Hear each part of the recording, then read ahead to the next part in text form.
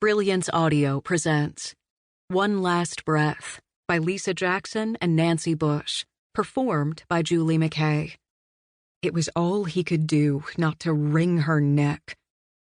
"We're both getting what we want," he bit out through his teeth, trying to hold on to his anger. "You're getting what you want, I'm getting what I want." She was standing right in front of him, arms crossed, daring him as she always did. "You'd better be right," she warned, inching up her chin defiantly.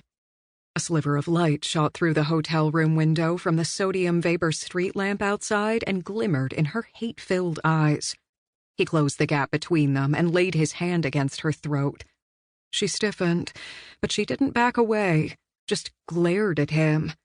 Her lips, so shiny as to appear wet, curled into a sneer, almost challenging him. The urge to crush her larynx was so great he trembled with the effort to stop himself, and his back teeth gnashed with frustration. With maddening calm, she said, "You're not that stupid." She was right. He wasn't that stupid, but it damn near killed him to hold back. Instead of squeezing her windpipe closed, he let his hand move down her chest to her right breast and caught a new gleam in her eye. Then he shifted up close to her, pushing her to the wall, seeing a slight intake of her breath as he thrust hard against her. "You're disgusting," she muttered as his mouth came down hard on those sneering lips. She pushed her hands against his chest and yanked her mouth away, but he ground his hips into her and her breath started coming fast and shallow, just as he knew it would. Their game always played out the same way. "We don't have time," she warned on a gasp. "Oh, yeah, we do." He'd already found the zipper that ran down her back and was yanking on it. "My dress!" "Take it off," he ordered, but didn't wait. As she began to protest again, he yanked the gown over her head, mussing her hair, dropping the expensive designer creation to the floor. Then, using his weight, he forced her to the carpet as well.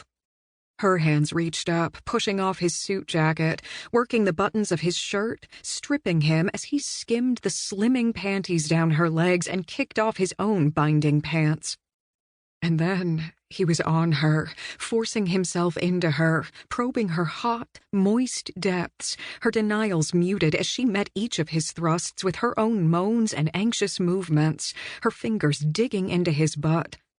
He had to admit, she was the best piece of ass he'd ever had, and he'd had scores. In the midst of one hard plunge, she shuddered and gasped. "When the wedding's over." "We're strangers," he finished for her.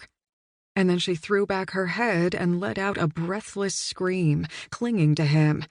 He came in a long groan of satisfaction. God, he thought, a bit dazedly.